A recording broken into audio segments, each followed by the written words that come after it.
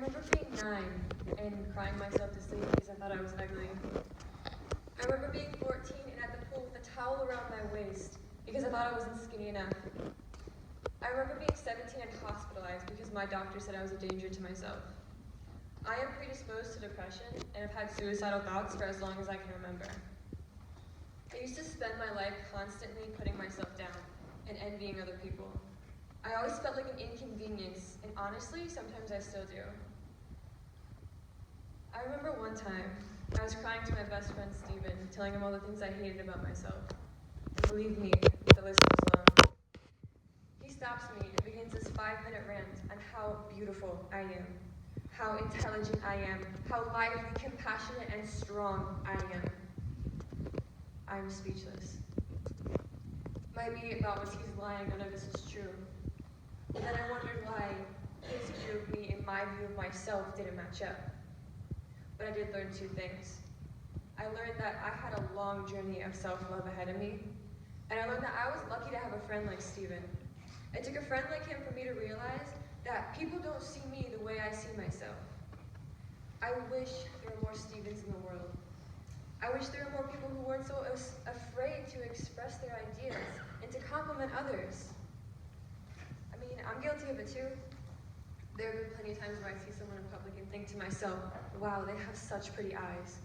But I don't say anything because how am I supposed to go up to a stranger and be completely honest with them when I know how hard it is for me to accept other people's honesty? But then I think, why is it so hard to accept compliments? Why can't I see what they see?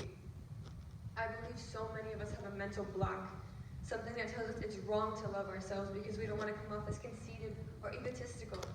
But who decided showing love to ourselves meant those things?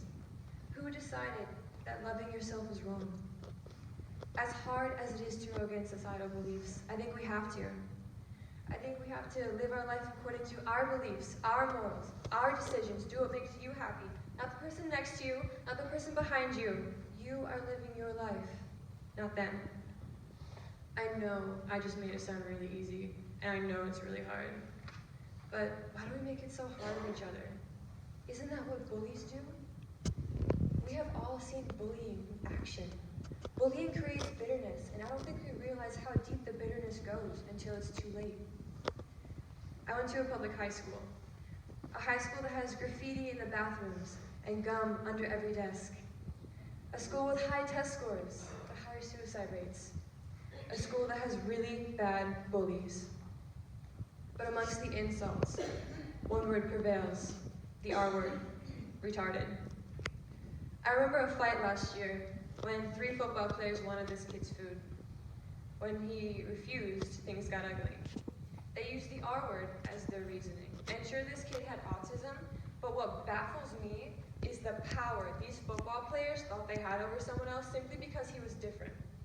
Who said that was okay? Who said it was okay to belittle others based on differences? The word retarded is a medical definition used to describe an intellectual or developmental state. Now let me ask you, how many of you have OCD, ADD, ADHD, anxiety, dyslexia, depression? I do. I have depression and anxiety. See, what people fail to realize is that 25% of the population suffers from mental illness, or in this case, retardation. That means there's a 1 in 4 chance that those football players were retarded. Everyone that just raised their hand is retarded.